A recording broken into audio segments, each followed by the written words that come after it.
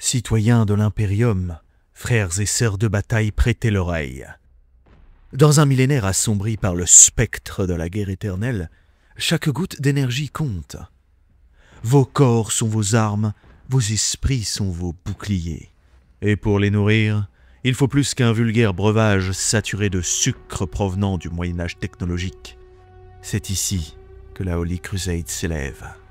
Conçue par les technomagos et par les gustalchimistes du Mechanicus, Holy est le substitut béni aux boissons corrompues par l'excès de sucre. Un élixir raffiné qui apporte énergie et clarté sans vous enchaîner au fléau de l'embonpoint et de la léthargie. Mais rappelez-vous, serviteurs de l'empereur, même le plus saint des élixirs exige discipline et retenue. Trop d'énergie mène à l'excès, et l'excès mène au chaos. Ne laissez pas le prince du plaisir ni l'ombre corruptrice s'emparer de vous. Consommez avec sagesse pour la gloire de l'empereur et la pureté de votre âme. Les ennemis de l'empereur ont lancé un assaut dévastateur sur toutes les chaînes de production de Germanica Prime. Il est de notre devoir de tenir jusqu'au retour de la Holy Crusade, toujours en train de se battre dans les franges les plus éloignées du système. Rejoignez au plus vite le librarium de Germanica et récupérez les codes techno-arcaniques qu'il vous offre. Buvez Holy avec sagesse, pour rester fort, pour servir l'empereur, pour la Holy Crusade. Un esprit saint dans un corps saint, c'est la volonté de l'empereur, et ici sur Germanica Prime, on prend cette devise toujours très au sérieux.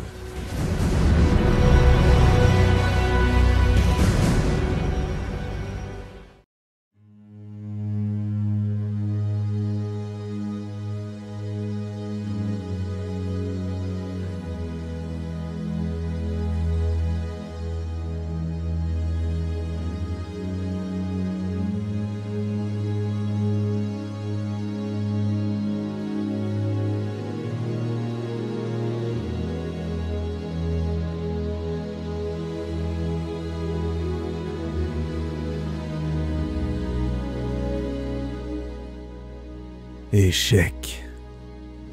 Encore un échec. Je te l'avais dit, Karn. Je t'avais dit de tous les tuer. Vous ne servez pas, mes frères, ceux qui perdent leur temps à se soucier de prisonniers, de politique et d'autres distractions futiles. Quand je vous donne l'ordre de vous déchaîner, tous doivent mourir. Hommes, femmes, vieillards, malades et chiants, tous. Une extermination totale et rien de moins. 10 000 de mes World Eaters incapables de conquérir un unique monde? Vraiment? C'est pitoyable.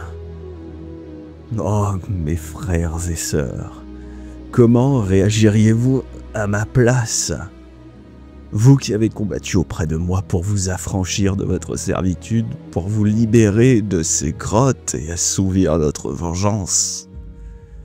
Un ramassis d'esclaves en fuite, affamés et quasi aveugles, presque morts de froid.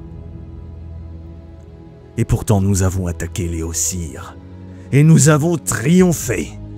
Avions-nous vos précieuses flottes, vos armures, vos armes? Non, nous les avons combattus à Ozan à l'aide de bâtons et de cailloux. Et à l'aide de bâtons et de cailloux, nous avons fait hurler la ville entière avant de la brûler jusqu'à ses fondations. Nous avons brisé tant de crânes que nous n'avions plus assez de nombre pour les compter. Tout cela, nous l'avons fait en autant de temps qu'il en faut au soleil pour se lever et sombrer à nouveau à l'horizon. Un seul jour nucérien, 31 heures terriennes. Un exploit que vous, guerriers de pacotille, avec tous vos fameux arsenaux et votre entraînement tant vanté, avez échoué à égaler. Je vous regarde tous, ma légion, et tout ce que je vois, c'est de la faiblesse. Et la faiblesse ne saurait être tolérée. Elle doit être purgée. Décimation.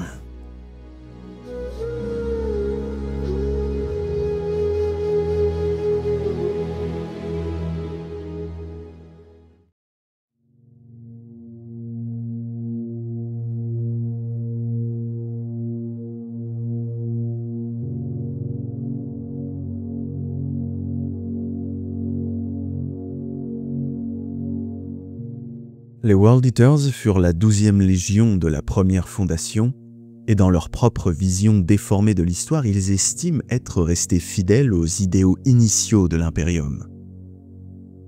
À leurs yeux, ce ne sont pas eux qui ont trahi, mais bien les fondations ultérieures du faux empereur, qu'ils considèrent comme décadentes et corrompues. Bien avant même l'hérésie d'Horus, la Légion s'était déjà forgé une sinistre réputation, celle d'une force de conquête animée par une violence inouïe et façonnée par des rituels d'entraînement et des doctrines de combat d'une brutalité extrême. L'empereur lui-même condamna leurs pratiques, notamment l'usage de la psychochirurgie sur leurs recrues.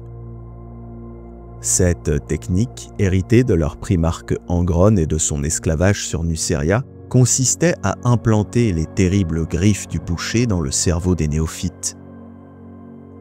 Si elles augmentaient leur fureur martiale, elles les transformaient aussi, sous l'effet du stress, en berserkers, incapables de réfréner leur soif de sang. L'empereur interdit ce procédé pour ses dangers évidents, mais la Grande Croisade ne pouvait se priver d'une légion dont la férocité broyait toutes les résistances. Horus sut bien évidemment exploiter cette faille à son avantage. Il détourna les rituels de la Légion et encouragea ses instincts les plus sombres, jusqu'à ce qu'Angron lui-même, consumé par son orgueil et sa rage, se voua Khorne, le dieu du sang. Dès lors, ses prouesses guerrières et son tempérament violent l'entraînèrent toujours plus loin sur la voie de la damnation, jusqu'à son apothéose en tant que démon majeur du chaos.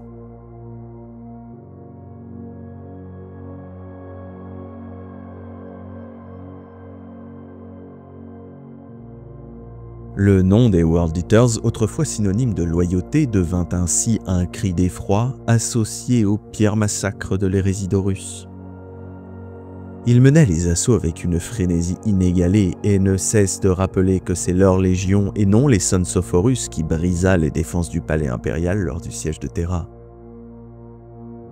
Quand l'hérésie prit fin, les World Eaters se replièrent à contre-cœur vers l'œil de la terreur, laissant derrière eux une traînée de carnage et de monde ravagé. Leurs rituels sanguinaires les liaient toujours davantage à Khorne et à ses démons, tandis que leurs anciennes formations tactiques cédaient la place à des hordes de berserkers armés de haches et d'épées tronçonneuses. La compétition pour être le premier à verser le sang était féroce, chaque guerrier cherchant à prouver sa valeur par l'excès de violence.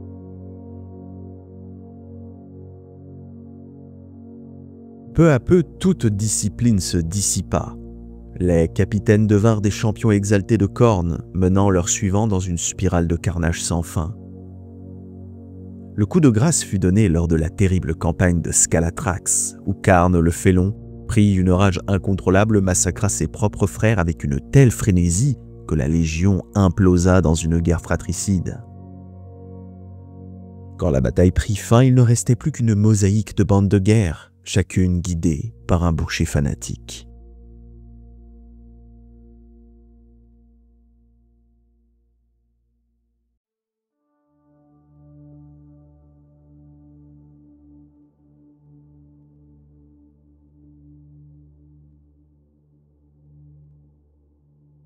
Même avant l'hérésie d'Horus, les World Eaters étaient réputés pour leur sauvagerie.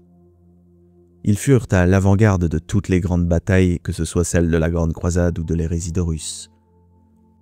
Lorsque le seigneur Angron et les vastes armées de la 13e flotte expéditionnaire, surnommée la Sanglante, partirent porter la guerre aux ennemis de l'humanité, ils laissèrent derrière eux un monde tout entier consacré à l'entretien de la guerre à venir. Both, planète aride et volcanique, avait été remodelé par la 12e Légion pour devenir un gigantesque centre militaire. Là s'élevaient des villes entières de casernes, de macro-silos souterrains débordant de matériel de guerre, ainsi que d'immenses terrains d'essai où l'on éprouvait sans relâche de nouvelles armes, couvrant parfois des continents entiers. Tout au long du 2e siècle de la Grande Croisade, Both, et plus particulièrement le champ de rassemblement de Tredécimia, servit de cœur battant à la puissance des World Eaters. C'est là que les aspirants arrachés au monde conquis par la Légion étaient envoyés pour subir l'implantation et l'endoctrinement qui faisaient d'eux des légionnaires Astartes. Un important détachement de l'apothécarion de la 12e Légion était établi en permanence sur place pour superviser ces terribles transformations. Les forces auxiliaires qui accompagnaient la 13e flotte expéditionnaire, issue notamment des clans de Numengun, furent elles aussi regroupées à Trédécimia. Ces tribus, forgées par des traditions guerrières brutales, reçurent armes et armures pour alimenter les guerres sans fin de la Légion. Même la Légion Audax, avec ses titans scouts, établit une base avancée sur Both, transformant la planète en un bastion incontournable de la machine de guerre impériale. Avec le temps, les auxiliaires et leurs descendants s'installèrent durablement sur Both. De cette implantation naquit une population issue des tribus guerrières primitives installées dans les désolations volcaniques de Trédécimia. Ces hommes et ces femmes continuèrent à nourrir l'effort de guerre, envoyant sans cesse leurs enfants rejoindre la sanglante 13e, alors qu'elle poursuivait la conquête des étoiles au nom de la Grande Croisade.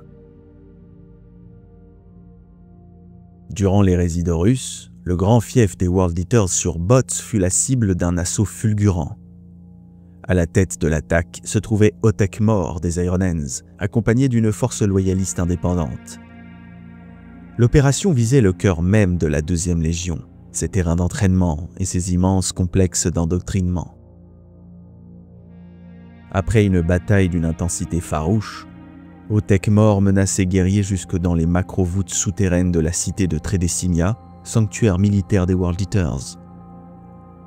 Là, les loyalistes semèrent une dévastation méthodique, annihilant recrues, infrastructures et stocks d'armes dans un déluge de feu et de destruction. Quand l'assaut toucha à sa fin, la surface de Both n'était plus qu'un désert vitrifié vidé de toute vie. Avec cette victoire implacable, la ligne d'approvisionnement en néophytes des World Eaters fut définitivement brisée. La Légion perdit non seulement une source cruciale de recrues, mais aussi le monde qui incarnait son ancrage et son identité au sein de la Grande Croisade.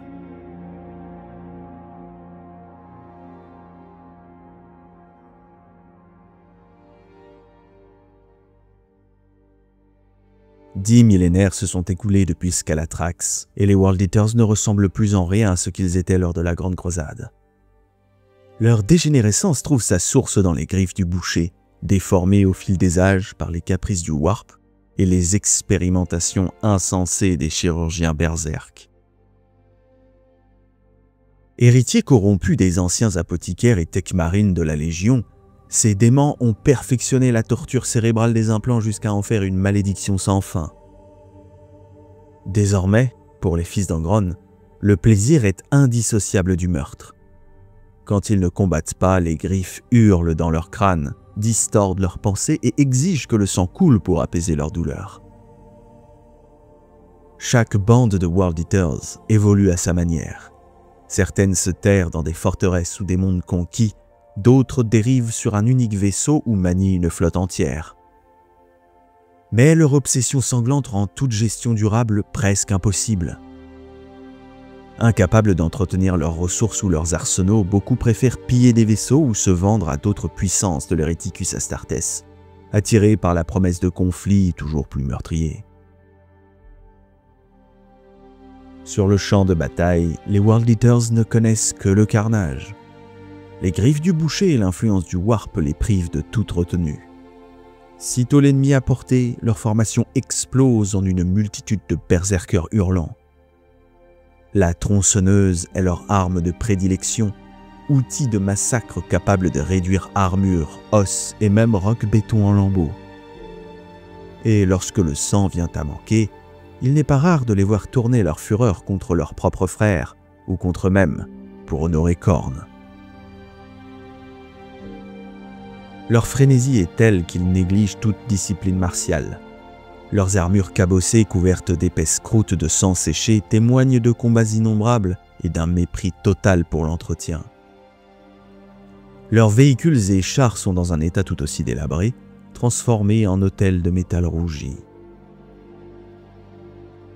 Nombre de bandes de guerre s'éteignent, incapables ou peu désireuses de recruter. D'autres survivent grâce aux chirurgiens berserk, seuls capables d'implanter les griffes du boucher et de maintenir ce cycle infernal. Ces praticiens fous emploient encore des méthodes de recrutement accélérées héritées de la Grande Croisade et de l'hérésie d'Horus, mais aussi des techniques interdites révélées après Isvan V. Certains n'hésitent pas à pactiser avec le Warp, donnant naissance à de nouvelles abominations post-humaines. On retrouve ces chirurgiens dans toute la galaxie, vendant leur savoir au Seigneur du Chaos pour engendrer des tueurs fanatiques, imperméables à la douleur, à la peur et à la mort. Il arrive aussi cependant que les World Eaters grossissent leur rang en accueillant des mortels voués à Khorne. Ces fanatiques, avides d'élévation, se soumettent volontairement aux atroces opérations psychochirurgicales, croyant toucher ainsi une forme d'apothéose et se rapprocher de leur dieu. Le résultat est toujours le même, une horde de bouchers frénétiques, esclaves de la rage et de la soif de sang.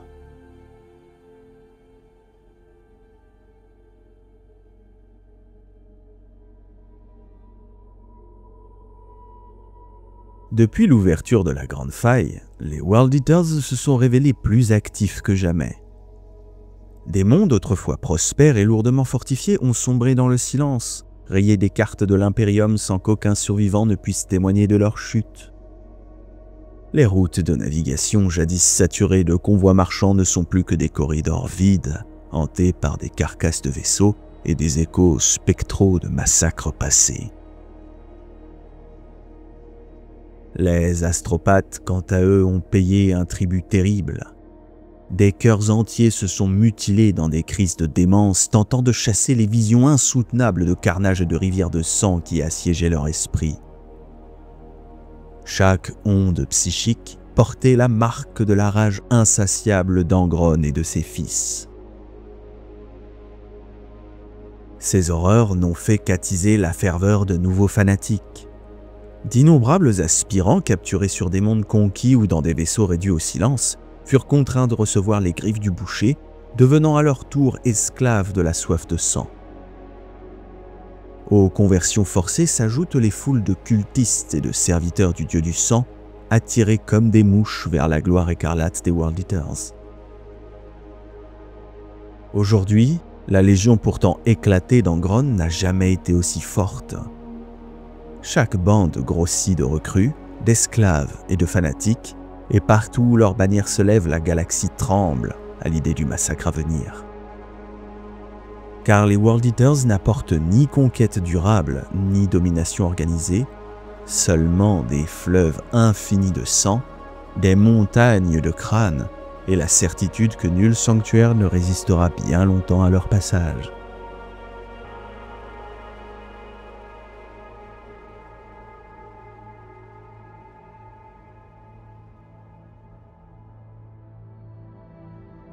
Comme la plupart des légions Space Marines, la 12e adopta dès sa création le modèle Terran d'organisation militaire, tel que défini par l'Officio Militaris au début de la Grande Croisade.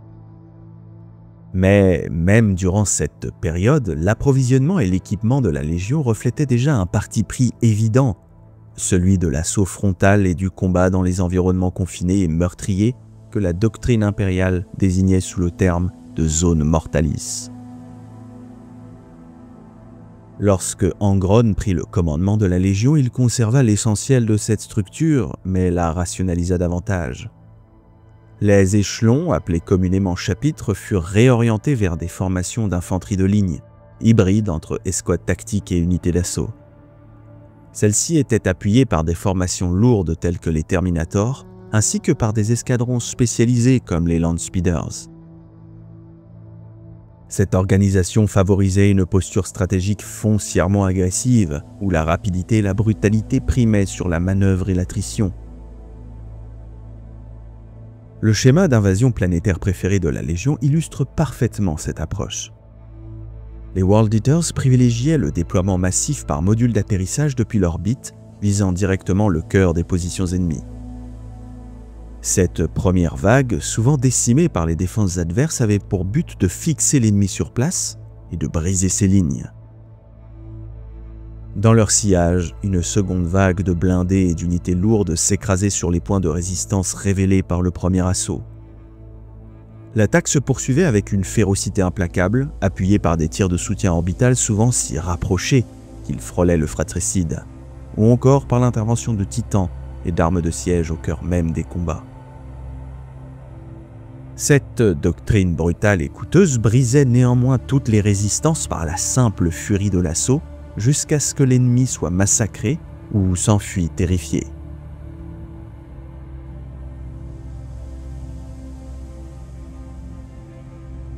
Le combat au corps à corps fut toujours la marque de fabrique de la 12e Légion bien avant qu'elle ne devienne les World Eaters. Cela ne signifiait pas qu'elle manquait de compétences dans la guerre mécanisée ou l'artillerie de soutien. Bien au contraire. À Aldébaran Septus, Ferrus Manus lui-même loua la maîtrise blindée des Warhounds, la qualifiant de rage du fer incarné. Mais pour la 12e, ces méthodes restaient de simples moyens. La fin véritable était toujours le corps à corps, là où leurs guerriers pouvaient faire parler leur rage et leur lame.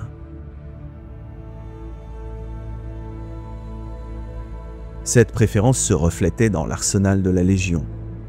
Outre les omniprésents gladius et lames de combat, même les éclaireurs et les équipages de blindés portaient des tronçonneuses, des écorcheurs, des baïonnettes monodentelées, des couteaux de rechange ou de petites haches.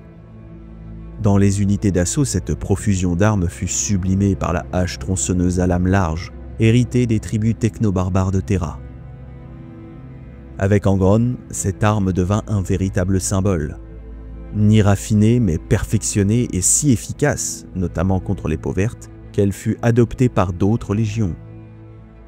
Mais pour les World Eaters, elle incarnait leur essence même, brutale, sauvage, sans remords, sans subtilité, un outil conçu pour un seul but, tuer.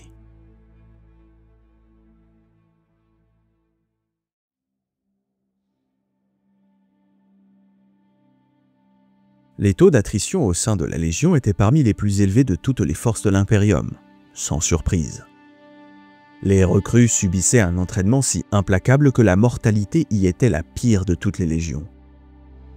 Passé un certain point, les exercices devinrent de véritables combats à mort avec balles réelles et lames acérées, destinés à écarter les faibles et à affûter les survivants jusqu'à l'extrême. Malgré cet accent mis sur l'habileté individuelle, la cohésion n'était pas oubliée.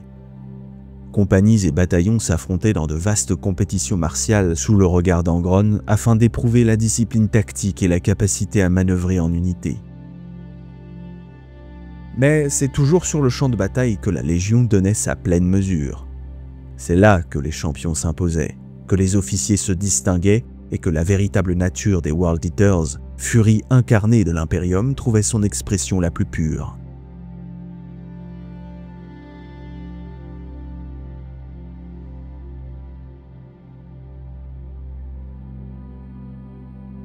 Comme les Warhounds avant eux, la 12e Légion se distinguait par une discipline rigoureuse et un tempérament bouillant. Le commandement s'acquérait par un double mérite, prouesse martiale sur le champ de bataille et capacité à diriger en première ligne. Les spécialistes étaient sélectionnés tôt pour leur talent, mais aucune fonction ne dispensait de la guerre. Qu'ils soient apothicaires, artilleurs ou guerriers de ligne, chaque Space Marine était attendu sur le front, lame à la main, prêt à abattre l'ennemi au corps à corps. Mais comparé à d'autres légions, l'ordre ne coulait pas naturellement dans leurs veines. Les esprits s'échauffaient vite, les querelles éclataient au moindre affront et souvent le sang coulait pour une simple atteinte à l'honneur. Tout officier savait que ces ordres ne s'imposaient que par la force. La désobéissance se réglait dans l'instant par la mort. Pour la 12e, la vie elle-même était une guerre, de la naissance à la tombe, un conflit sans fin. Dans ce code de guerre, l'échec était inacceptable, la reddition impensable, et la seule pitié consistait à offrir une mort rapide à un adversaire brave. Les lâches, eux, recevaient une exécution sauvage, récompense de leur couardise. L'arrivée d'Angron transforma ce socle martial en un culte du sang.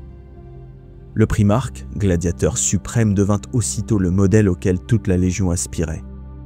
La tension compétitive qui couvait depuis l'origine de la deuxième fut canalisée par son influence, prenant la forme de combats de gladiateurs. L'entraînement exigeait désormais qu'un tribut de sang soit versé, parfois jusqu'à la mort. Ces luttes affûtaient les compétences individuelles, mais servaient aussi d'exutoire à la soif de violence des World Eaters entre deux campagnes. Les disputes dans les rangs se réglaient par la même voie, une effusion de sang jugée honorable par le primarque lui-même. Même le commandement pouvait être contesté, et ces rares affrontements se terminaient toujours dans la mort. Cette tradition prit sa forme la plus extrême avec les déchireurs, la garde rapprochée d'Angron, bien qu'inutile. Cette unité ne comptait que 12 guerriers, tous revêtus d'armures Terminator et armés des instruments de destruction les plus brutaux de la Légion. On n'y accédait qu'en abattant un déchireur en duel à mort ou en héritant de sa place après sa chute au combat, une compétition ouverte à toute la Légion désignant alors un unique survivant. Sous le commandement du primarque, la structure hiérarchique resta volontairement simple. Angron méprisait les titres et insignes de gloire, rejetant même le nom de seigneur qu'on voulait lui donner. Mais il respectait la nécessité d'une chaîne de commandement claire en temps de guerre. Pour lui, comme pour ses fils, les véritables honneurs n'étaient pas les colifichets, mais les marques de fraternité et de bataille. Les chaînes brisées portées par celui qui avait survécu à la captivité, ou l'empreinte sanglante tracée sur l'armure par un chef de guerre en reconnaissance d'une fureur exceptionnelle. Ces stigmates, plus que tout titre, étaient la preuve vivante de la valeur d'un World Eater.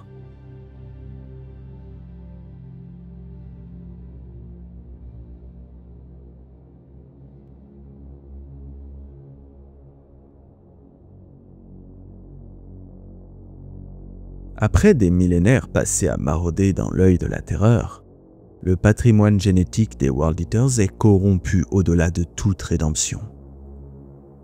Certains érudits soutiennent que la souillure remonte aux origines mêmes d'Angron et que sa légion était condamnée dès l'instant de sa création. D'autres avancent qu'elle aurait pu être sauvée si seulement les avertissements avaient été entendus et les premiers symptômes pris au sérieux. Quelle que soit la vérité, le fait demeure. Les fils d'Angron souffrent d'un besoin irrépressible de sang et de carnage. Ce n'est pas une simple compulsion, mais une dépendance physique et psychique, un déchaînement que seule la mise à mort peut apaiser. Dans la bataille, cette soif devient une frénésie incontrôlable qui balaie toute raison, toute stratégie et souvent toute cohésion. Privés d'ennemis, les World Eaters se retournent sans hésiter contre leurs propres frères de bataille, incapables de contenir la folie que leur imposent les griffes du boucher et la marque de corne.